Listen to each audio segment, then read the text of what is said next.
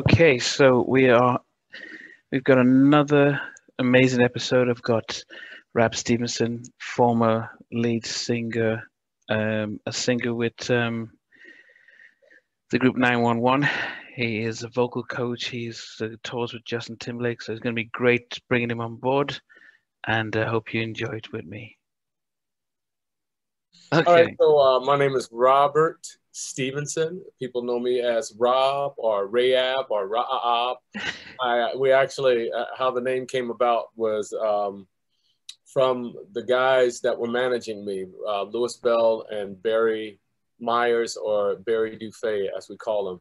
And they were the owners of Rip It Records, which wasn't a record company until they signed me. And from what I hear, once again, I was really young, but listening to other people, share their own personal stories within the label, once they were shopping me as an artist, they came back and said, hey, we can do this independently. And that's how they became Rip It Records. Okay. Louis was an avid golfer. He golfed in college. And if you look at the logo, it's a guy hitting a golf club. And he was also the grandson of Jack the Rapper, which started Jack the Rapper Music Convention. He was the first African-American VJ out of Chicago. Oh. And his offices that ran Jack the Rapper, magazine and Jack the Rapper Music Convention was based out of Orlando, Florida, in a small house off of Colonial. I believe it's West Colonial Road.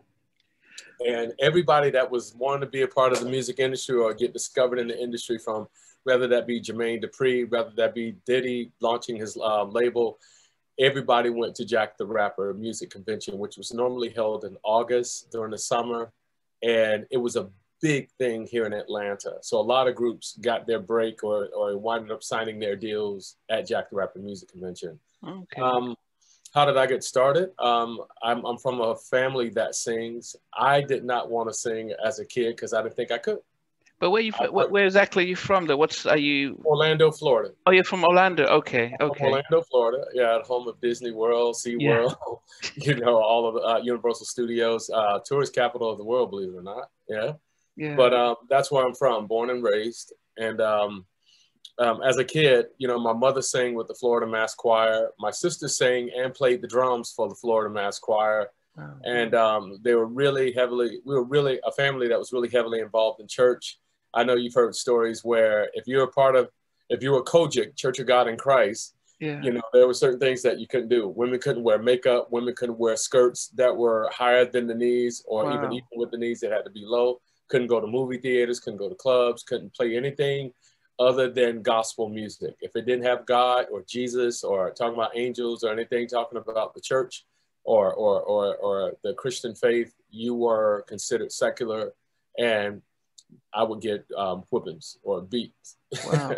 If I played anything in my mother's house, which didn't stop me, by the way. Okay. I was a fan of music as a kid. What were you listening to then? Everything as a child. And think about it, I grew up in the projects in the hood. Yeah, I grew up in Orange Center, and in some projects over there, and then we moved over to Mercy Drive, which was the Palms, and it was really crazy over there. I mean, like shootouts all the time. Wow. It was pretty rough over there, and still is. And I drive through there pretty fast. Wow. But, showing my family, like, this is where I was raised, especially my kids, like, this is where I grew up at, and it was pretty scary. But as a child, you just thought the whole world was like that. So until I got into middle school, and then I started visiting some of my friends that were Black, that didn't live in the hood. And I was like, what do you mean you don't live in the hood? What hood you repping? You know what I'm saying? It was like, no, we live in this particular community over here. And I'm like, what? Are you kidding me? And that's basically my escape, from that type of mentality or staying in the hood. I respect the hood. I respect the hustle. Yeah. A lot of the guys taught me a lot about, hustling and hard work in the hood that I grew up with and around. But are you saying that by going to middle school and seeing people who were like you but didn't live in the same lifestyle gave you a sense that, there should be more than what I'm seeing? Absolutely. There should be more. They lived in nice neighborhoods, middle class families that were making really good, you know, parents making pretty good money. You know what I'm saying? And I'm like, Yeah. you know, I remember my first person, I stayed the night over at a friend's house. Actually, I didn't stay the night over there because my mom wouldn't allow us to do that. So I got mad at my mom, and for good reason, because my mom was really, really strict. You know, she didn't, like I said, she didn't let us play, you know, any other music besides that. And at that time, we talk about the 80s, where my favorite type of music happened in the 80s. I listened to rock. I listened to, you know, it was the evolution of hip hop that was coming on. Yeah, I was a part of a rap crew in middle school. I was beatboxing and singing hooks and stuff like that. And my crew was pretty crazy at that time. So we were kind of beating everybody. We had this guy named Dre. We had a guy named Priest Baker, and then this guy named Fred Freeman, who we called Double F Class Key. That was his name. It was so funny. But that was the evolution of you know, hip hop. You know, that was coming up, and I couldn't take any of that back home, so I had to secretly listen to it. And my aunts stayed in the same projects with us, and they were the total opposite of my mom. My mom was all church. We had church all day on Sunday. We had Bible study on Wednesday night, Friday night service, and then Saturday choir rehearsal. So it was a full routine schedule all the time. And anytime my mom would ask me to go over to my Aunt Deborah's house or apartment to borrow some sugar or some eggs, I would run over there. And I would run over there as soon as she let me in. I was like, please, Aunt Deb, just take your time. And I would go through her album collection and look at all the covers from the SOS band, the Gap band, you know, Parliament Funkadelics. And my introduction to Michael Jackson's Thriller album, with him laying on the cover with the tiger and everything. I got to sneak and listen to some of that stuff. And when my mom found out, I would get whooped. Oh goodness! I would get beat. Yeah, she called it the devil music, and that's how she felt. But then at this time, though, where you said you went into the singing, you were more. I was not into singing, and my mom sang, my brother sang, my sisters sang, and normally we would be driving home from church or somewhere, and everybody would always go shotgun, you know, in order to get sit in the front of the car. Yeah, everybody knows that. But if I got shotgun, you know, regardless if I was the eldest or not, I got to beat the drums, beat on the dashboard, you know, and make beats while they would sing songs in the car, just like that. Because a lot of times the radio didn't work. Mama didn't have a car that had an 8-track that worked, you know what I'm saying? 8-track, yeah. Yeah, right? So I would sit there and I would be, you know, beating the drums and then beating on the dashboard, and everybody be singing in the car. We having a good time. And then one day my mom asked me to sing a song, and I knew I was totally embarrassed to sing anything, you know. And my mom, you let her tell it if she was living, you let her tell it that she put me on program at like 4 or 5 years old, and I sang this song called Do Lord, oh do Lord, don't you remember me? Something like that, which was really cool. And I don't remember any of that. You know what I'm saying? So at this point in the car, my mom was like, okay, it's your turn to sing, Junior. And I act like I didn't hear my mom. That's the worst thing you would want to do with my mom. She should only ask you to do something once. And if you don't respond, she's going to hit you. It's just simple as that. Wow. She don't care where you are. She's going to knock the air out of your lungs. Simple as that. I'm in the front seat, so I'm within range. Actually, in her car, she can hit you here, she can hit you here, she can even hit you behind the back, so she didn't care. If she had something, she'll hit you with that. It was just a respect thing. And so at this point, I'm acting like I don't hear her. And she said, sing something. And my mom said it twice. And before I can say anything, she hit me in the chest. And I'm crying and beating on the dashboard. Wow. I was like, Mama, you going to say I sound like a frog? Now, mind you, I'm crying at the same time and trying to talk to her. So imagine what that's like with the air being hit out of my lungs at this point. And so she says, all right, sing whatever, blah, blah, blah, blah, blah. And I go to sing a song. She said, ooh, baby, you sound like a frog. And now, of course, here's my confidence. I'm like, I knew it. Thank you for validating that, Mama. And so it was something different about how she said that. She saw or heard something in me that I didn't recognize in my own self. And that following week, I was in choir rehearsal with everybody else, the Sunshine Band at Malone Memorial Institutional Church of God in Christ, where our bishop was Bishop M.L. Scanias. So I'm in the choir singing in the church. And then next thing you know, the choir director, Mother Margaret Hester, and she had a daughter named LaWan. Margaret Hester and LaWan Eason. Her mother was Mother Eason, who directed the Sunshine Band choir, you know. And then basically they started asking me to sing, you know, leads in the programs and stuff like that. And then next thing you know, I would come to church and they would give me a Walkman and tell me to go in the back and study a song. And before the song of preparation, they would have me come out and sing the song for the song of preparation at church. Wow. That quickly. So I would only have about 30 minutes to maybe an hour to try and learn a song before service. And I just pull it off just like that. So my mom she heard something in me that I didn't even recognize in my own self. So, but then at this time, were you thinking that with music, you could become one of the people on the albums, or did you just think, what was it for you? What was Not at all. It didn't happen until I was in middle school. When I was in middle school, I noticed that my friends, you know, and my brother, you know, they were making an impact, you know, with singing these songs or singing songs at church, and you know what I'm saying? And I saw how it was making people feel. Not that I was trying to be a star, I just saw how much joy music brought people. Even in the hood at nighttime, the guys that would be hanging outside, you know, selling drugs or doing whatever, you know, they weren't hanging out playing on the playground. You know what I'm saying? They were out doing their thing. But even then, it was all music based.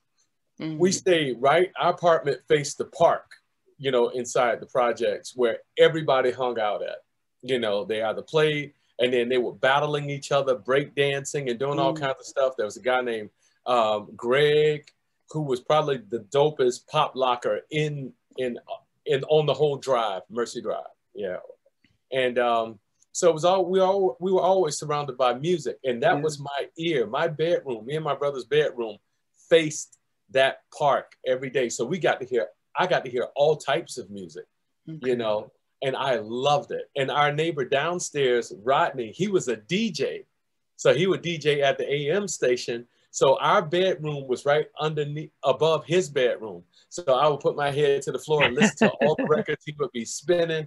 And so I couldn't escape it. I loved music. Yeah. But at this time, it was just something beautiful about it. You know what I mean? So I knew I had to sing gospel in my mom's home. But when I went to school, you had a choice to choose an elective by a certain time. And if not, they were going to put you in an elective, meaning like band, chorus, you know, art or whatever. And they put me in the band, and there were no more drums left. You know what I'm saying? So they put me in the position to play trombone. I hated playing trombone. Yeah. And my mom could not afford to pay for the instruments either. You know what I'm saying? So, but I knew being in choir, I wanted to be in choir at that point in middle school, you know? And so I talked to my mom to convince them to let me out of band and put me in chorus. And my selling factor was like, the instruments, they don't have any more instruments, which they didn't. And mama had to rent the instrument. Okay. To rent a trombone, it was going to cost you a lot of money. You know what I'm saying? And so my mom said, baby, that's an easy fix. I'm putting you in choir. Done. You know, and I think her name was Miss Garrett, the chorus teacher in middle school, if I remember correctly. But she was amazing. She would get there early, and any student that was into music was allowed to come to the class early and jam out. And then me and some friends would get there early, jam out, sing some songs. And at that time, New Edition was popping. So was it Mr. Telephone Man, Candy Girl, or which one? It was before Mr. It was before Mr. Telephone Man. We're talking about Is This the End? Oh, is it? Okay, yeah. There's a jealous girl in that town. All of that. Okay. You know what I'm saying? All those like Candy Girl. Yeah. Those moments. Oh goodness, I remember those. So Yeah, I was in love with New Edition, and I always felt like if anybody got kicked out the group, I wanted to audition to be in New Edition. And I still feel that way to this day. Which is yeah, I'm sure. That won't happen. But that was always my dream. And anytime I could sneak and watch their music videos, I always studied how their dancing, their work ethic, I forget the guy's name, it just slipped my mind. The one that was always over them rehearsing and putting the group together. I always thought he was amazing. And I always carried that same motto, just keep working, keep practicing until you get it right. You know what I'm saying? So by being surrounded by all this music, my mom was, like I said, she was very musical, but she only listened to gospel music. Okay. If she listened to Aretha Franklin, it was gospel Aretha Franklin. Mahalia Jackson, gospel Mahalia Jackson. James Cleveland, gospel. When I got chastised or whooped with a belt, it was to Sandra Crouch, Walter Hawkins, any of that stuff, or the Color Purple soundtrack. That's what it was, Namdi. That's exactly what it was. And I couldn't escape it. You know what I'm saying? But at the same time, Mama, she would always go to this place called Rena Center and get the best speaker system or stereo system. Like the speakers would be really tall, 18-inch speakers. My goodness. My mom was really dope.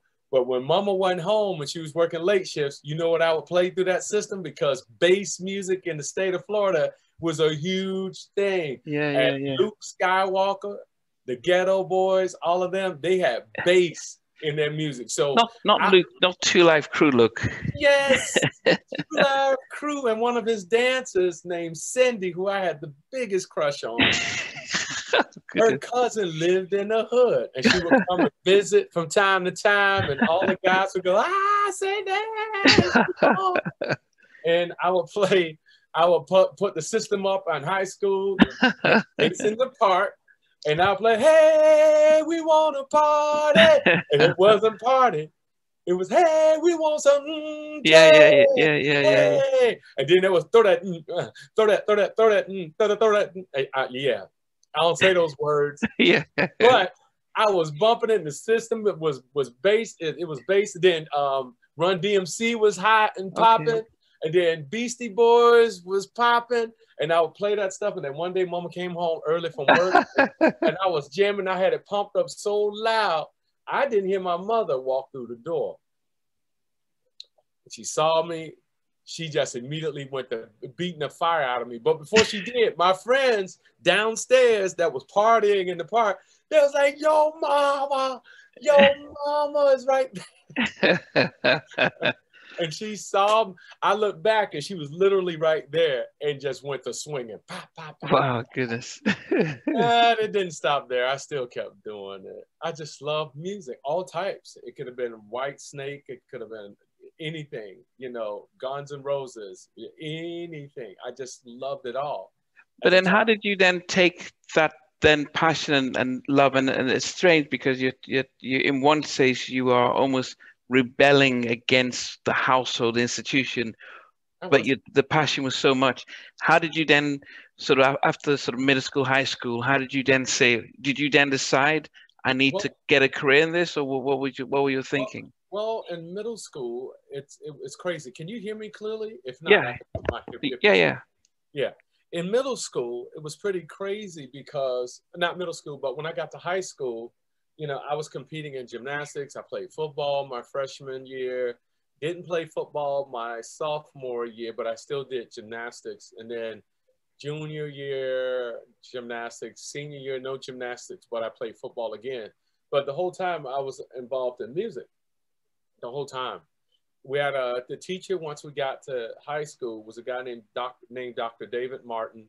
Dr. David Martin, he was so kind to where he allowed us to use the school's equipment to put on these shows during pep rallies at school. Mm-hmm. So if the football team, and our football team was pretty much a juggernaut, Evans High School.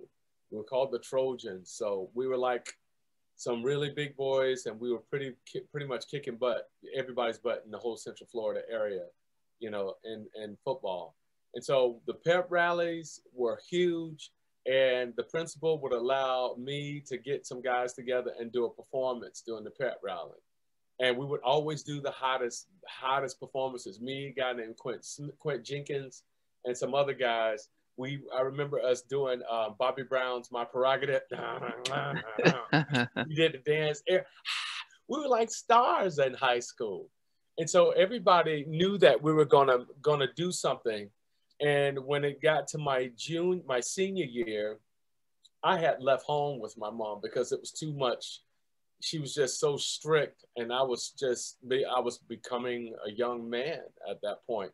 I was smelling my own self, as you would say. Puberty was setting in, and my mom, she was when I say very strict person, she was extremely strict.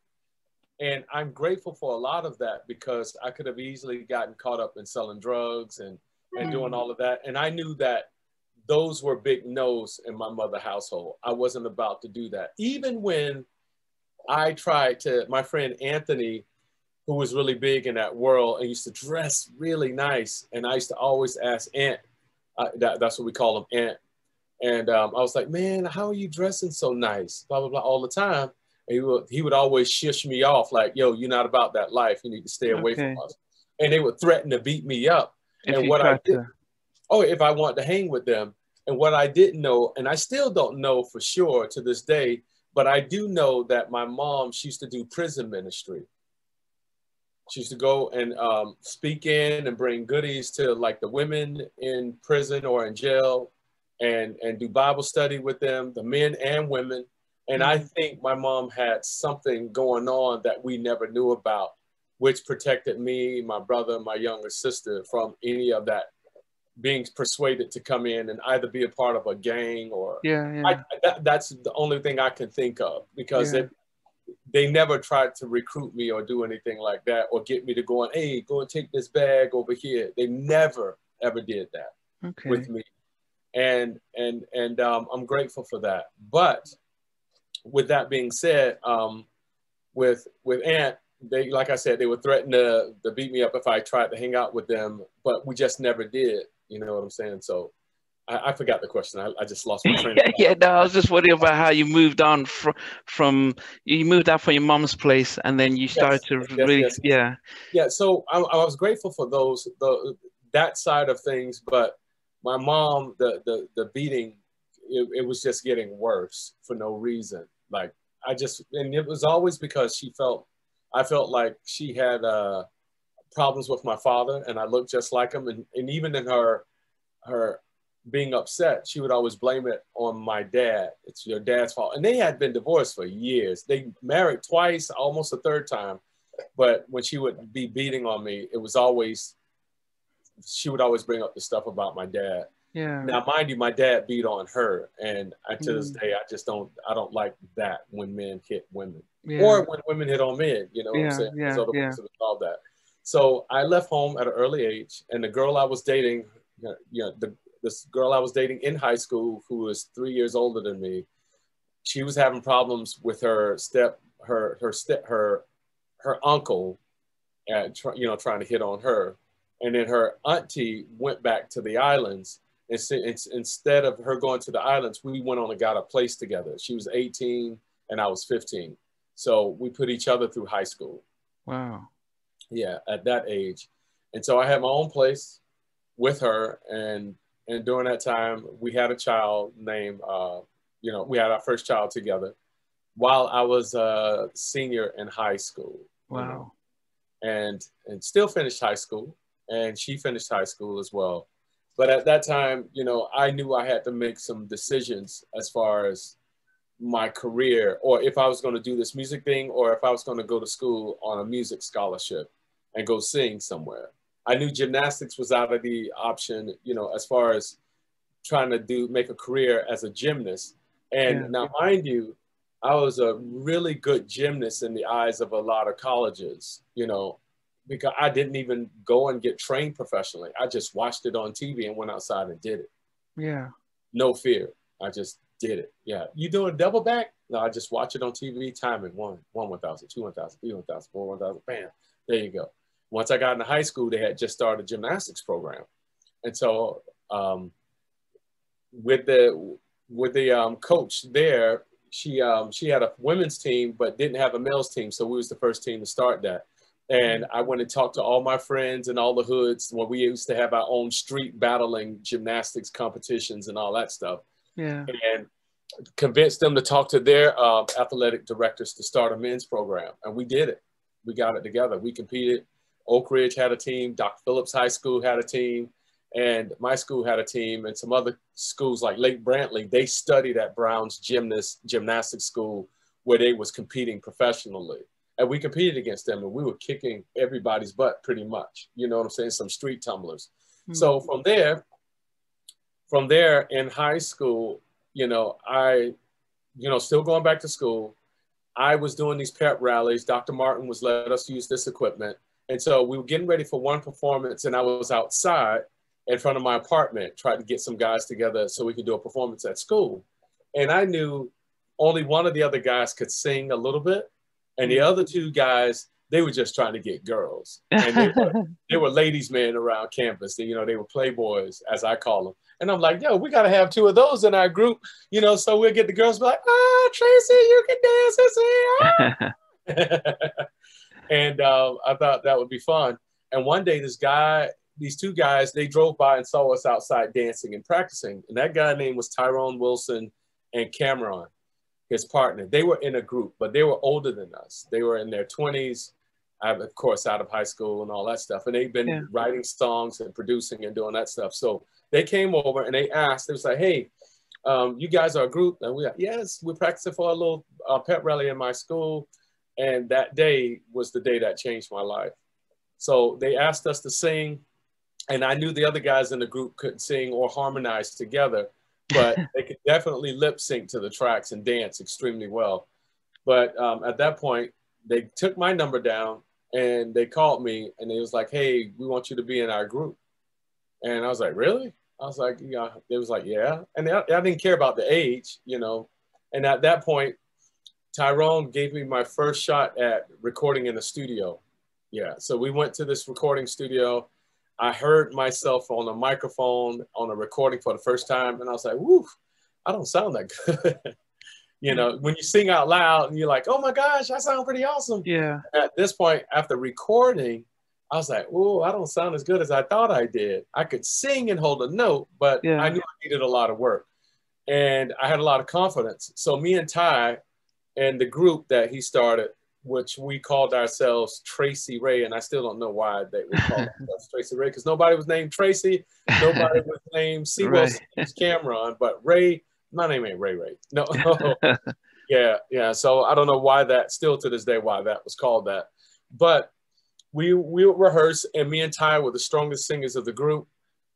We got another guy in later on. We was constantly trying to find a fourth guy, but we could never find anybody that strong. And in the group, we would do these performances. I knew Tyrone could sing and play the piano and produce really well. I could write and arrange really well, and we wrote songs together. We would go out and do these local performances around town, which was cool, but a lot of times it would be last minute. Let's do it last minute. It takes me back to church when I would go to church, and they were like, okay, learn this song like 30, 45 minutes. It was that type of stuff. But I knew in order for us to go to the next level, I felt like we need to put in time. If you want to be best. Just watching how New Edition did it in their videos or interviews or magazines, I knew that we need to spend a lot of time. So when we come out, we'll be clean, we'll be strong, we'll be up there with them. And then Boyz II Men came out.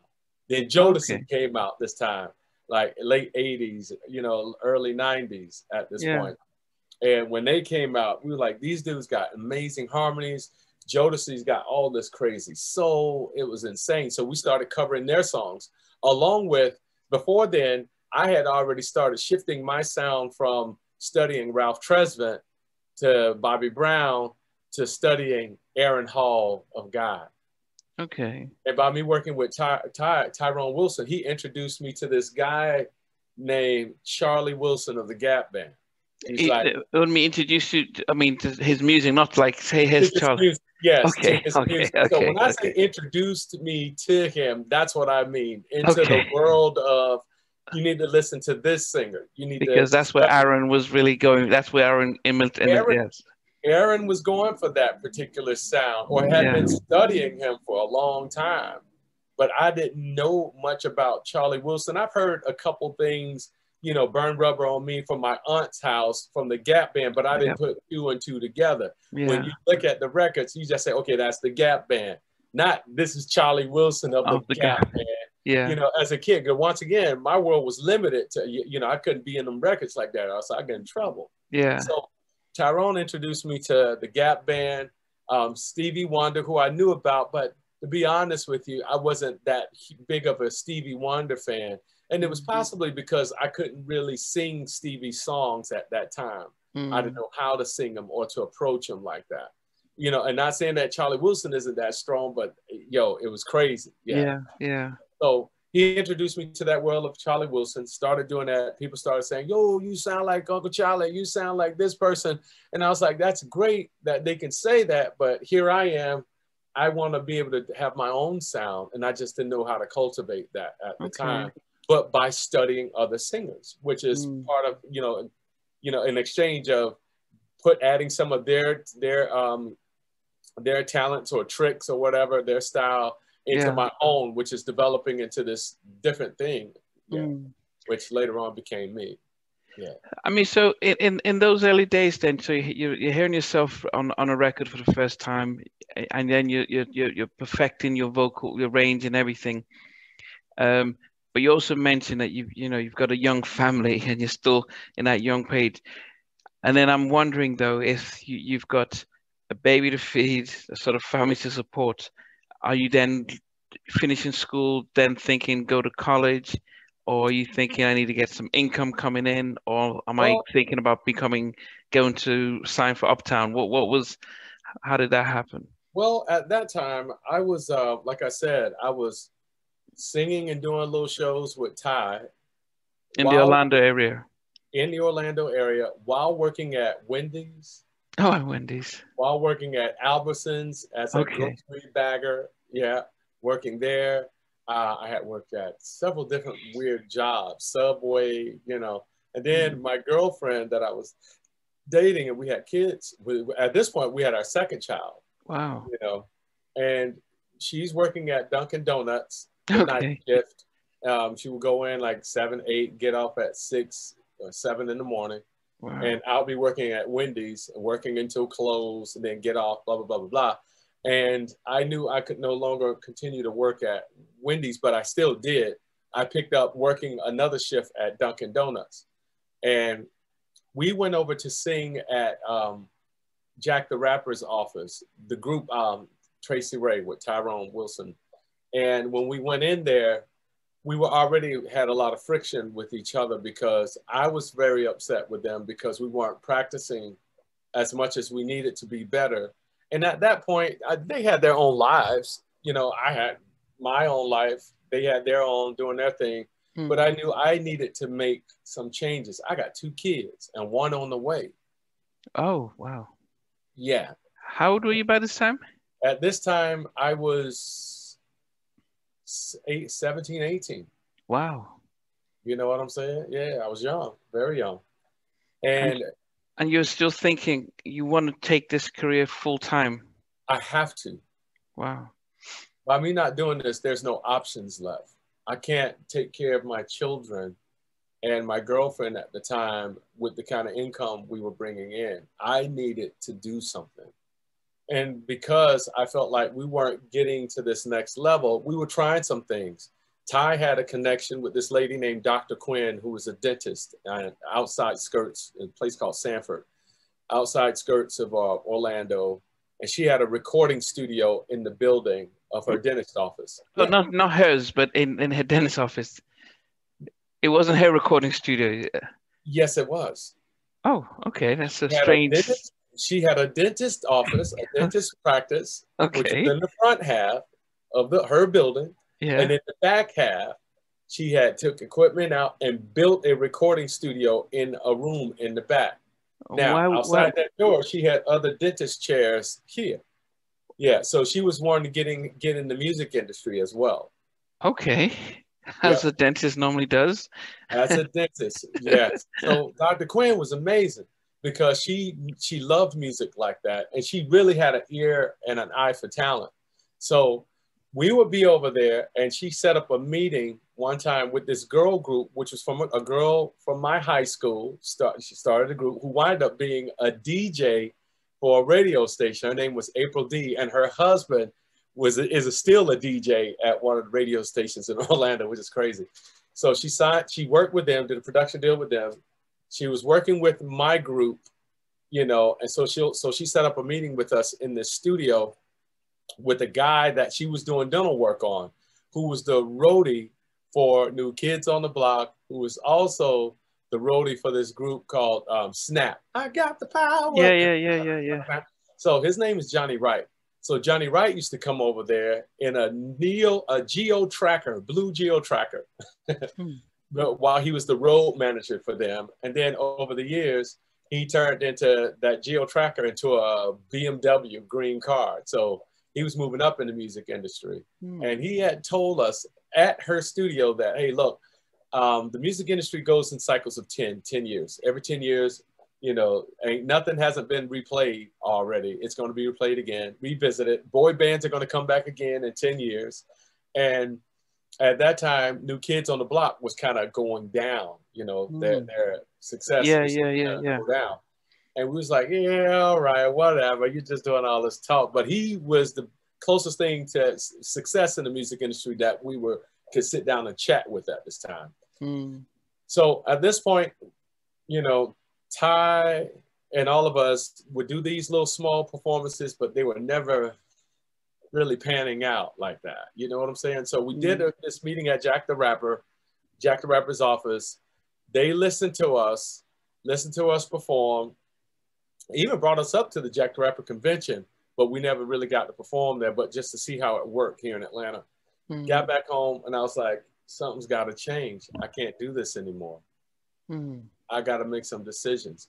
So that night, they took all of our numbers down and they called me and they said, look, we want to work with you. We don't want to work with the rest of the guys in the group. At that point, I was devastated because I knew I had to make some decisions, based off of my children, based off of if I'm really going to do this music thing, being that I already given up college, you know what I'm saying? I need to make some decisions. And I went over with the guy that we had two guys that was managing the group, this guy named Vince Williams and a guy named Mike Berry. And me and Mike Berry, we were pretty close. Vince was pretty close with Ty and the other guys because because of his writing capabilities and all that other stuff. And so I was like, okay, look, the guys from Jack the Rapper, they called me. They wanted to do a solo project with me. And they got mad. Fight broke out, and it wasn't cool. It wasn't good. And I told them, I was like, look, I need to take this opportunity, but if I can bring you guys in on a couple records, I want to do that and honor you guys and do that because we had wrote some records together and we wound up using one song called Give It a Try that me and Ty wrote, and we were able to put that on the album. Okay. Yeah. But it wasn't a good time. I felt like they were like brothers to me, but I had to make that decision. Yeah. Was I happy with it? No, but I had to. Yeah. So what they wanted to sign you up for a solo deal, but at this point, then did you know what a solo deal was? Did you understand points? Did you understand contracts, or did you just? I did not. I had no idea of points or contract. I didn't know any of that. So you just signed the dotted line and just says, "Okay, I'm going to be a recording artist." It wasn't that quick. They gave the contracts, and my mom, she worked for Westinghouse at the time, which became Siemens, who she stayed with, which was her only job. Well, not only, but her final job, right? And she was used to dealing with contracts and stuff like that. She wasn't a lawyer, but she did watch a lot of law shows. LA law and stuff, okay. Yeah, right. She would watch all of that crime shows, and she would be on it, man. And when she saw the contract, she said, "You're never signing this." Wow. And I was like, "Mama, I have to sign this in order to move forward on this. I don't know what's going to happen, but this is my only way at this point to make some noise or to try and get into this industry thing." Now, mind you, before I did that deal, I had my I forget who I was around, but somebody asked me to sing something for my mom, and it wasn't gospel. And I was like, I can never sing anything that's not gospel around my mother. Mm. And I guess because of where our relationship was and I had left home early and all that stuff, I think she was willing to listen. And she did. And she was like, "Oh my gosh, you really got something. Let's go downtown Orlando." And they had this little place where they had a green screen and you could sing to karaoke tracks and make little small videos and stuff like that. Yeah. And I did Jeff's Red song, "I Found Lovin'." Okay, okay. And it's funny, my mom passed this year. She gave me she left me this crate, and it has that video in my garage right now with that video, which is funny. But that was her way of saying, "I support you. I believe in you," you know? So when she read this contract, she was like, you should not sign this contract. But I was like, "Mama, I got 2 kids and one possibly on the way right now." I was like, me working at the donut shop is not going to get it. Me doing all this other stuff is not going to get it. I got some guys that I feel like believe in me and what I can do. I really need to do this. It could change my life and some of the people around me. And she's like, "All right, yeah, but I'm warning you, you shouldn't." And I signed it. I got a $5,000 advance. I've never had that much money in my life at one time. Yeah. And I was staying in the hood. And so I took my girlfriend and our kid, two daughters, and moved us into a townhome, which was really nice in the area where we stayed at. And I paid the rent all the way up, and we didn't have to worry about that. And at that point, I quit working at the donut shop. I was screwing up the donuts anyway. That wasn't for me. You're telling me $5,000 could go that far? Listen, for me, we were getting food stamps, man. Okay. We were getting government assistance. And what man wants to be proud of that? You know, so $5,000 back in what is that, 90, 91? Yo, it was not 90, 91, 92. This is 92. Okay. And I was able to use that money to get us out of a neighborhood that was going down, you know, and put us in a nice townhome. Yeah. Okay. We had 3 bedrooms, you know, so my thing was, let's do that. And I can take care of them. Then I can go to the studio every night and grind it out just like that. And that's what happened. And then they brought me to Atlanta to work with a producer by the name of Kevin Kendricks, who was a part of Cameo. And he also worked with Madonna. At that time, he was putting together, working with some young ladies by the name of Escape, which Jermaine Dupri winded up signing at that time. Okay. So I came up here writing with him for a minute, then went back to Orlando. And I was like, okay, I've got this deal. There's a lot of friction between me and Tracy Ray. So I can't write songs with them and try and bring them on board. So if anything happens with me, we'll already have an album done and we could do it together. You know what I'm saying? So that was out of the question. But my brother was putting together a group. And so I started writing songs for his group. And I wrote this song called Foreplay for his group. And it's so funny. I was a big R. Kelly and the Public Announcement fan. Yeah. R. Kelly and the Public Announcement fan at this time. And he had this song called Vibe and all these songs. And so my brother's group would perform some of his songs in talent shows, Honey Love, all that stuff. And I thought this dude was incredible. And he basically took Aaron Hall and Marvin Winans style. Yeah. And that's how I felt. But I still loved him. I was a fan of his. Yeah. Not his personal life. But as a singer, the artist, the artist, songwriter, musician, everything. I had a lot of respect for him. And as far as his music is concerned. But with that being said, at that time, oh gosh, I got so much stuff going on in my head. Sorry. Yeah, but at that time, it was like I came back home, wrote this song for my brother's group called Foreplay. And I was like, hey, I want y'all to hear some songs that I wrote for my brother's group. It's like, oh, your brother, you got a brother that sing too? I was like, yeah. Yeah, and he plays piano and his group. Here's a song I wrote for his group, and I want y'all to check it out. You know, maybe we could do it together or whatever.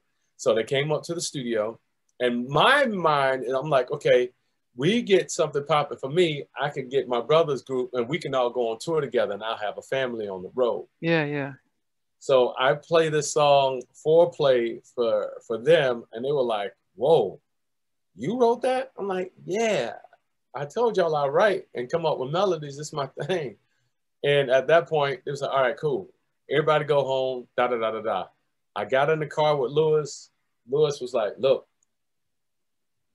you need to do this song for you. We can get your brother's group to feature on the record with you, but you need to do that song, just like that. So they got me with this guy who I had already met named Fight Ren, who plays keys. And at that time, he was definitely a better keyboard or piano player than my brother was. You know, my brother was just, you know, church cat, was still dope. Yeah, but there was a lot that he needed to learn about song structure and all that. And Fight had all of that stuff. And then he got CC Lemonhead to do the drum track, drums for the track as well. CC was a really big person as far as bass music is concerned. So he was really dope at putting tracks together like that. So he layered it with that, and we had Foreplay, which was my biggest single at that point. And this was released on what record label? Records. Yeah. Okay. Yeah. So the guys, Louis Bell and Barry Dufay, instead of managing me at that point, they was like, okay, we got something. So instead of shopping it to the label, they shopped it to labels, and they were getting some interest, and then a lot that they weren't. Yeah. And they winded up. They had a relationship with the program director of 102 Jams, and that guy's name was Cedric Hollywood. Cedric Hollywood listened to the record. He was like, yo, y'all got something. And this guy that ran the Quiet Storm at nighttime, I think it was like 10 to 2 or something like that. His name was Bruce Bebop. He played the song just to test it on the Quiet Storm. And I remember the first time I heard it, I was in that townhouse with my girlfriend, and we were all screaming like crazy, like, oh my God, the song's on the radio. And then people just kept requesting it. It went crazy.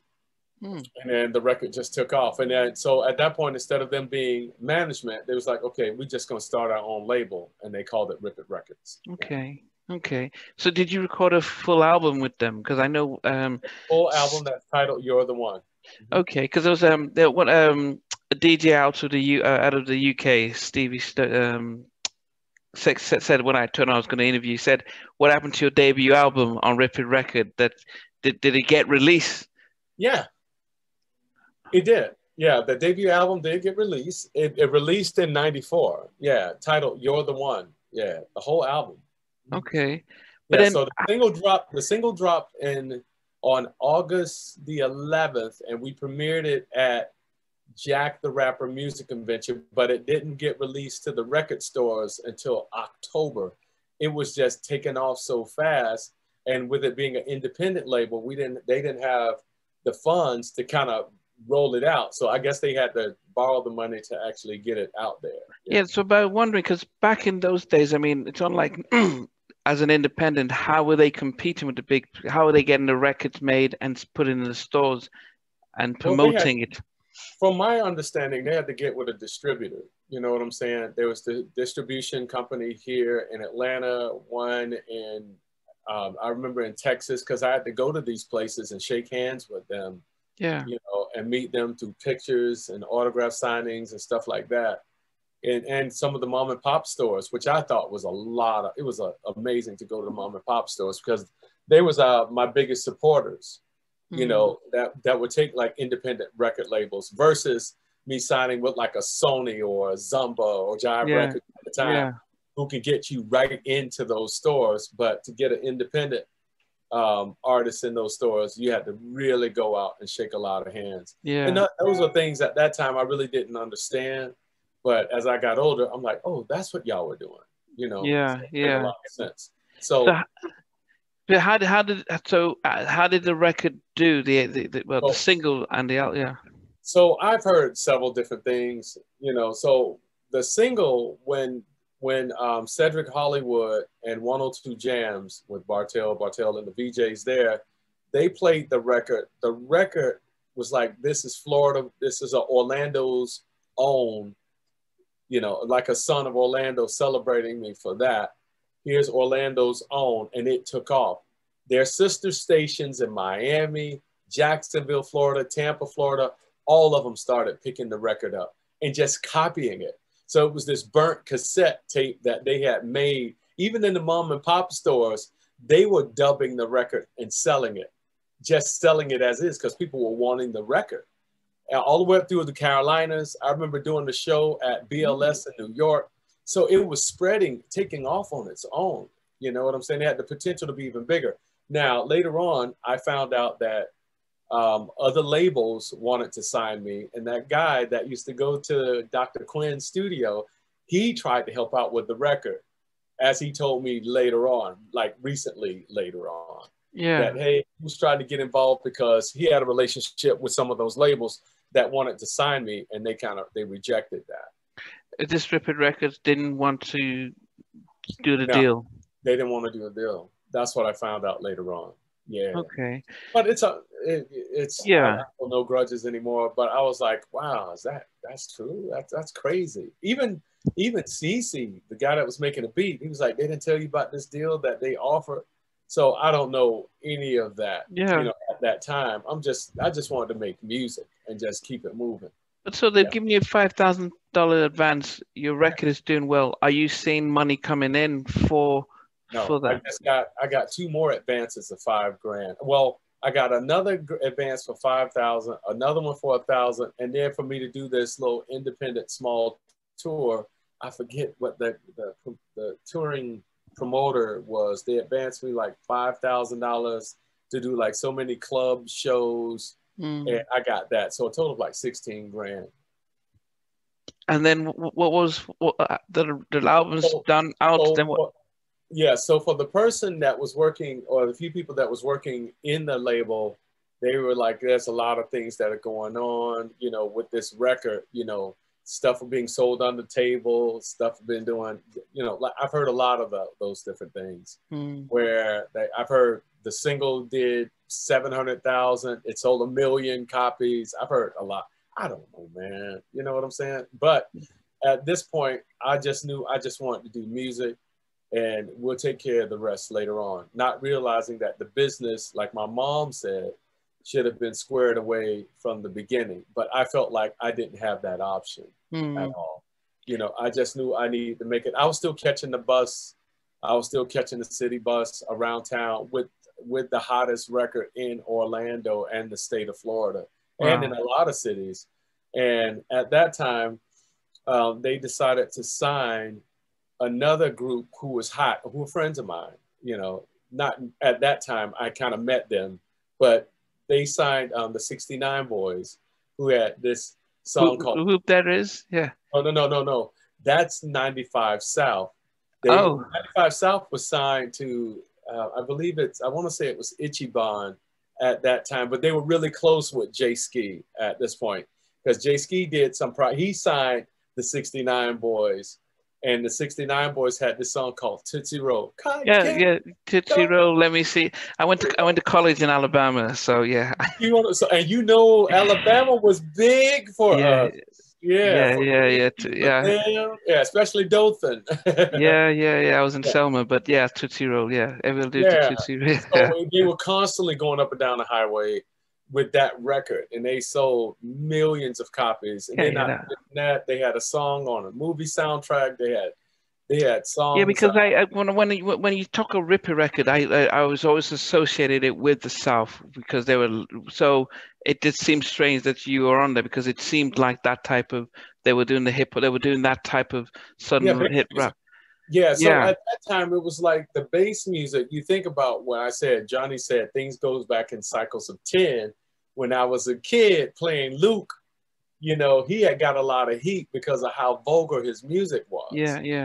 I called it honesty. People just liked it. That it was party music. You know, I liked it. You know, I didn't know no better or what it was really talking about. But then that started to fade down. And then 95 South, when I was up here in Atlanta working with Kevin Kendricks, they were going to the clubs, shopping their record, Whoop, There It Is. Yeah, yeah.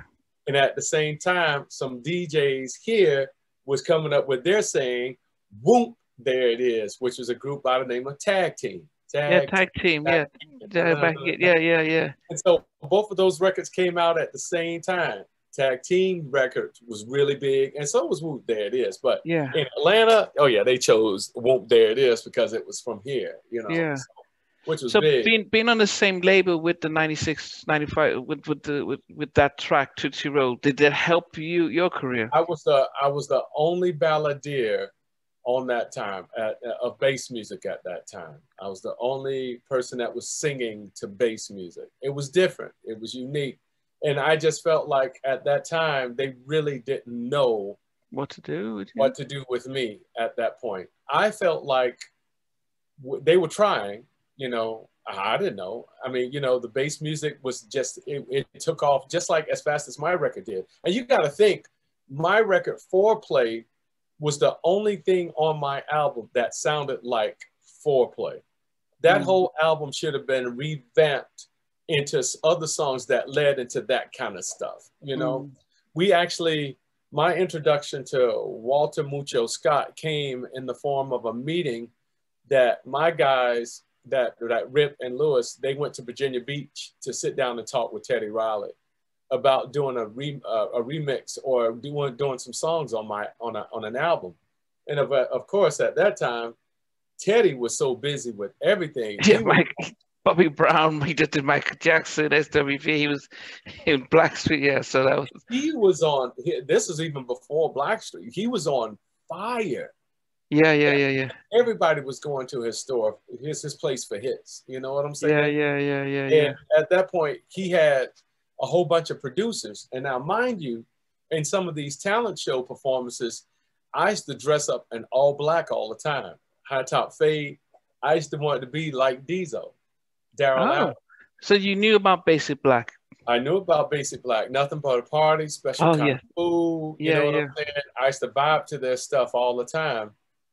And when I found out that Teddy couldn't do the remix on my title track of the album, You're the One, he sent this guy named Walter Mucho Scott, who had a track record. You know, he was up and coming producer. You know, of course, he did the Basic Black stuff with his. You didn't know he was part of Basic Black. I had no idea. I just knew he was funny. I thought he was funny in videos. He was always on the drum, doing all that stuff. I'm like, what is he doing, man? What's that?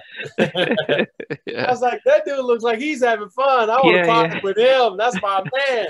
He on the drums playing that thing like that. Having a good, and then on the keyboard. Yeah.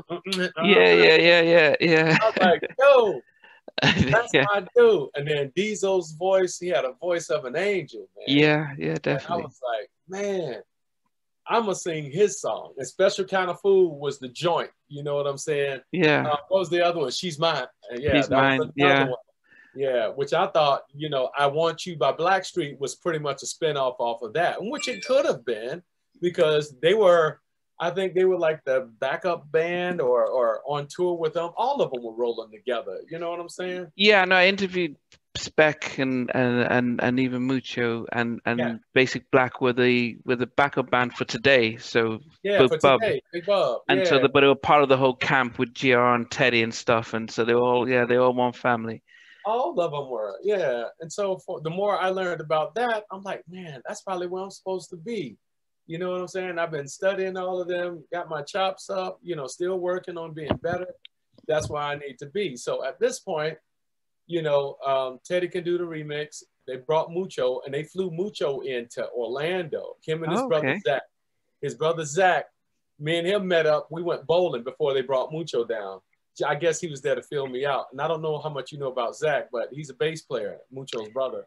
Yeah. I mean, I spoke to Jay Hart and he talked about his uncle Zac and amazing. Yeah. Columbus, Georgia, man, they on fire. Joe came from there, the singer Joe. Okay. Yeah. So I'm sitting there.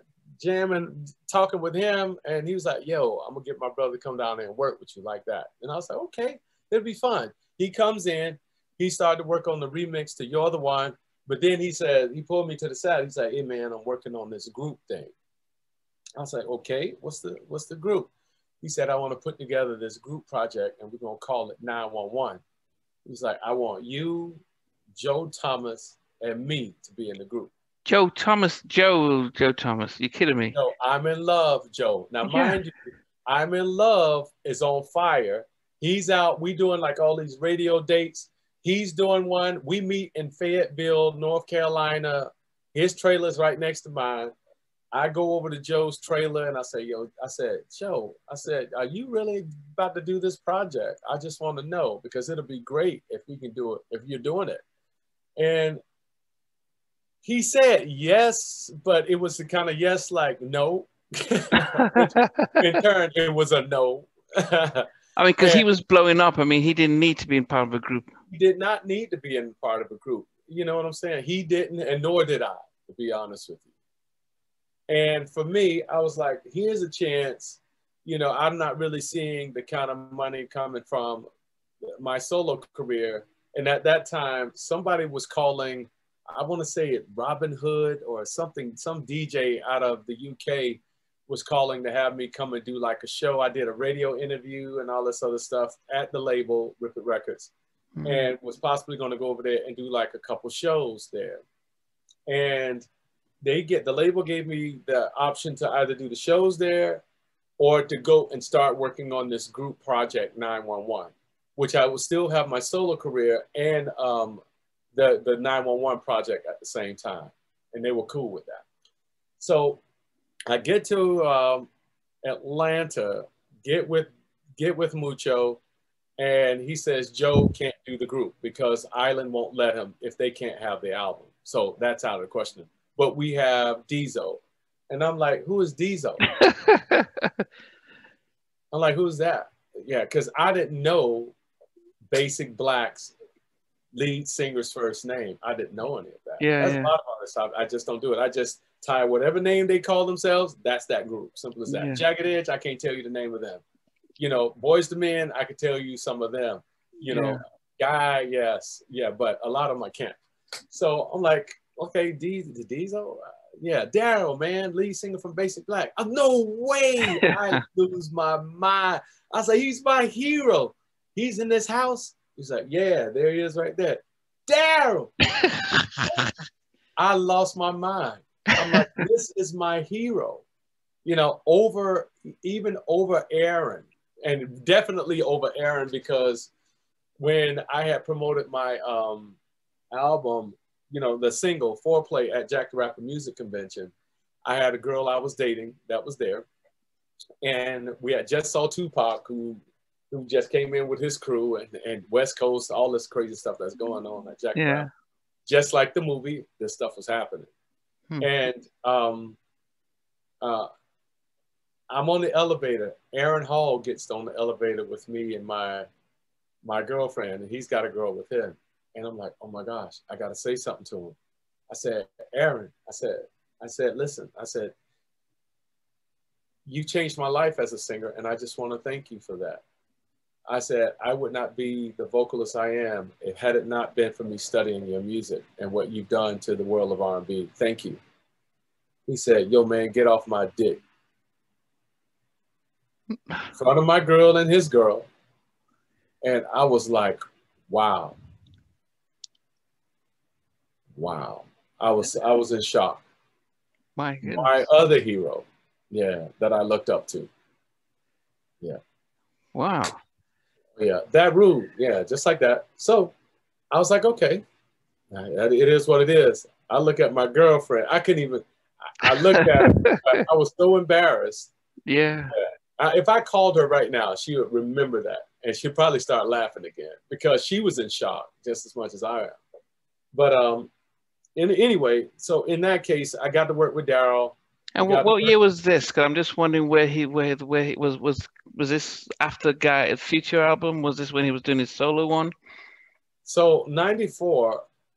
So he would have just come out with The Truth. No. Okay. So 93, this was 93, Jack the Rapper was when I promoted my single. Yep, that's when that happened. Okay. 93. So So this is Juice. So he would have come out with his own. So he might have been there to promote his solo album, The Truth. He was. He was there for that. Yeah. Was that? Yeah. Okay. But even still, yeah. No, it's not. No, I'm not making excuses. This is no. That ego, it was pretty crazy, you know. But I mean, it is what it is. Yeah. It is what it is. I mean, I believe what you put out in the world, it comes back to you. If you throw negative energy out, it's gonna come right back to you. Yeah, every single time. Yeah. So make a long story short, so we're working on this group project. Things are happening that I don't agree with the group, with 911. Things aren't really going in a direction where I thought the group was gonna have some success. My label, they're having problems with money for the budget, all this other stuff. And so the group decides in a nutshell that they don't want to be a part of Rip Records anymore.